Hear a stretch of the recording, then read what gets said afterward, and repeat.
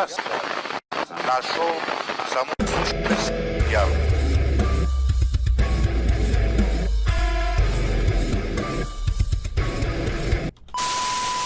I will gut you with this here song, string your entrails up like Christmas tinsel. Nothing personal.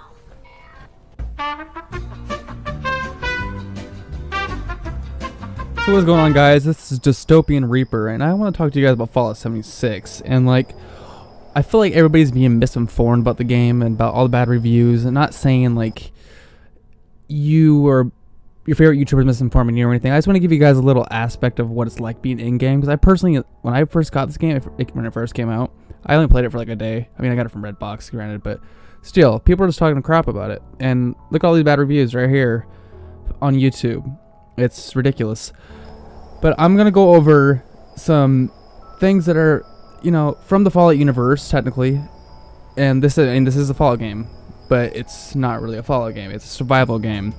In my eyes, at least. From the 70, 80 plus hours now after recording this video. And the video has 70 some hours. So please leave a like, subscribe, and hit that notification bell. So, there's lockpicking. That's a normal thing. It's been in every Fallout game for who knows how many years. I want to say Fallout 3. That's when I first started playing. Maybe not Fallout 2, or maybe it's not all of them. And there's the terminal hacking. And this is where most of the lore comes from in this game. It's pretty much, you get a lot of this from holotapes. The lore for a lot of this and the holotapes. That's pretty much where it all sits at. And occasionally, you know, from some of the NPC robots in the game and other stuff. And then you have the VATS. It's not like your typical VATS. The enemies are still moving because you're in a world with like, what, 28 people? I can't remember how many people are in the one world at a time. But they're still moving, but you can still use, it's still typical VATS. Granted, it's kind of rough at first, and you're trying to get used to it. But then there's the music, which I love. This is probably my favorite song in the game, without being demonetized. I love it, just sit here, listen to it. So good. And then there's your typical quests you get. You complete your quests, you get caps for it, you get XP. You know, just normal things every Fallout's had. And then, you know, it's from, you get XP from killing enemies, and you level up from that too. It's typical leveling in every Fallout, right? This is where I didn't want to point this out because I want to like praise this game, but at the same time it does have its flaws, and every other Fallout it does. You know, modders had to fix it. So it started off, we have you know, that long just bugs. So just check them out.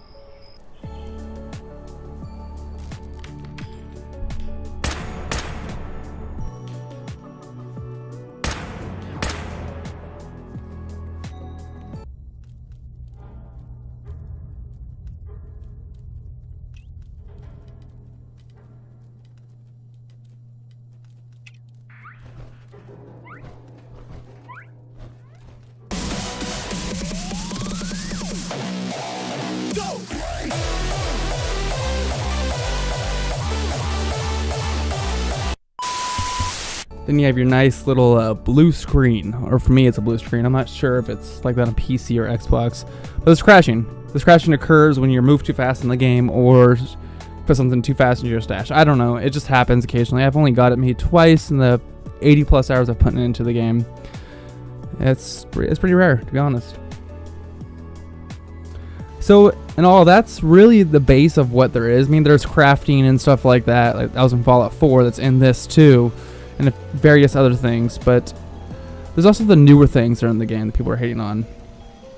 Like the perk card system. I personally love it. You know, it's kind of a gambling thing. I'm kind of happy they haven't used like microtransactions to make it where you can buy the cards, but there's definitely like, you can tell they're testing that or something.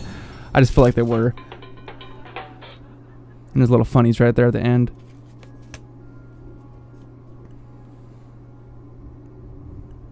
And you have your special, same as every Fallout, since actually I'm not sure if it's the same as every Fallout.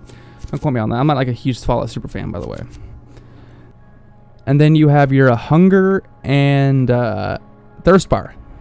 That's one that's kind of a pain to get used to be honest. Unless you played like other various Fallouts where you have that hardcore mode where you still have to worry about that kind of stuff. Some of the things have rads, you know. Just same stuff. Then there's disease, yeah, which you have to use. Like they have effects that affect you for a certain amount of time, like an hour, 45 minutes. There's mutations too, but I haven't really any gameplay for that. I used to use disease care and it's gone. And then there's mining. This is where like the survival aspect really comes in. Like besides the, you know, drinking the water to be hydrated, eating food to stay from being hungry. There's mining. You mine wood, minerals, stuff to craft. You use it all to craft, make housing.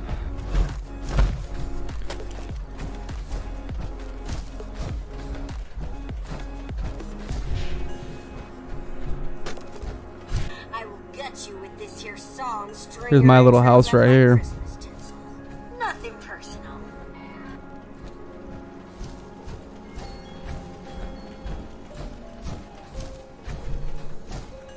And then there's exploring other people's houses. This is one thing I love doing. I love seeing other people's creations. You know, I haven't really watched anybody else on YouTube like in their creations in spectacular houses. You know, I like seeing some like original ideas. You know, something like this. This is pretty cool. You can tell this guy just put it all together so he can flop it down. Like my base, I'd have to go piece by piece. He can easily blueprint this whole thing, which is another thing you can do in building. You can blueprint things.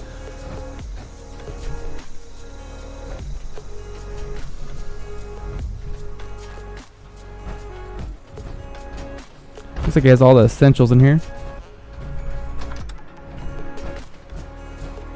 Little odd setup outside though.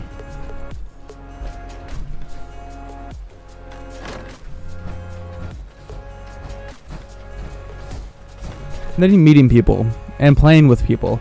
I think that's really the core thing for this game, as people just don't think about. Like, no NPCs, but you can play with other people and meet other people. Like, look at these are two random people, and the other person is my girlfriend, but still, those are two random people, and we're just having fun, enjoying each other's company, until one of them actually, like, did something stupid and I had to kill him. But regardless of that, and there's challenges, which you can use, you get atoms for, which you can use in the store, which I'm about to talk about right now. A lot of people are hating the store idea, but, you know, it's not that bad.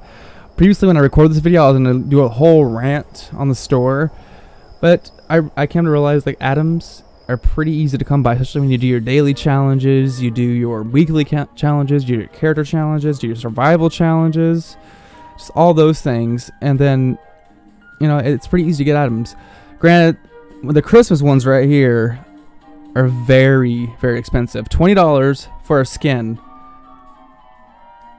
It's just, it's ridiculous. An outfit, I should say. Sorry, let me clarify this myself. But the new ones they just recently came out with aren't too bad. Like, I think they learned their lesson. Besides the frame, that's kind of pricey. A few of these things are kind of like, do I really want to spend $5 on that? You know, I really do like this game. I want to spend that much money, but, you know, it's not too bad. And that dress, that's probably the better looking dresses in the whole store, to be honest. But some of these things, you know, it's why would you want to spend that much money on here? And I can't remember the atoms price. I think they're doing a sale right now or whatever. It's, you get an extra 100 atoms or extra 1,000 atoms if you purchase this one. I was gonna go a whole rant on about this, but I'm not going to. I'm not gonna destroy you guys' ears with it. But it's I really think they can learn their lesson from what they did. Like, I think they're learning their lesson. Then again, you know, maybe it's not that bad, because apparently we're supposed to be getting free DLC and free updates, and now they're gonna charge. I hope that stays that way. I can't have Bethesda. I really hope Bethesda doesn't screw anything over. So here are the prices for atoms if you want to buy them. But I personally think it's better just to grind them out, because, you know, it gives you something to do in the game. People say it's boring. Just do the challenges. Alright, guys. So it's getting close to the end of the video. I hope you guys enjoyed it. I was going to do like little segments of me talking, but I just did the whole thing through, and I figured, you know what, screw it. I'm tired of... I kept trying, I couldn't do it, and like, I just want to talk as it flows out. So it's my first commentary back in over a year. Hope you guys enjoyed. Please, and thank you for watching. And please leave a thumbs up. And I'll see you guys in the next video. Peace out.